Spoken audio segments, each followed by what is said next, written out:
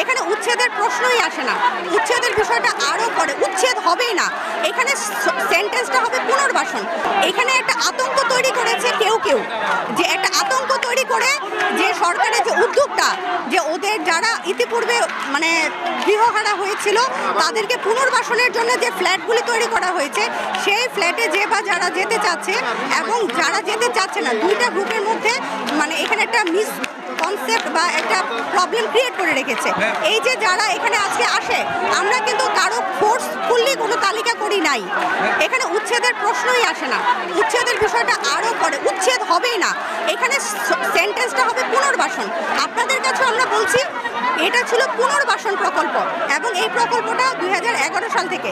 তো তখন যে তালিকাটা ছিল যারা ইতিপূর্বে মানে স্থানান্তরিত হয়েছে, তাদের যে পুনর্বাসনের জন্য যে ফ্ল্যাটগুলি তৈরি হয়েছে, সেই ফ্ল্যাটগুলি অলরেডি তৈরি হয়ে গিয়েছে।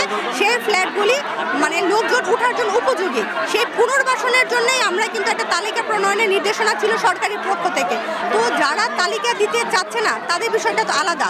আর যারা আমাদের কাছে এসে বলতেছে আমরা ফ্ল্যাটে উঠতে চাই, যারা আমাদের কাছে আবেদন দিচ্ছে যে আমরা ফ্ল্যাটে উঠতে চাই, তারা রিয়েলি এখানকার মানুষ কিনা, তারা অ্যাকচুয়ালি এখানে বসবাস করে কিনা, আমি বলি তারা অ্যাকচুয়ালি এখানে বসবাস করে কিনা, তারা এখানকার বাসিন্দা কিনা, তারা পুনর্বাসনের যোগ্য কিনা, সেই জিনিসগুলি যাচাই বাছাইয়ের জন্যই কিন্তু আমরা আজকে এসেছি।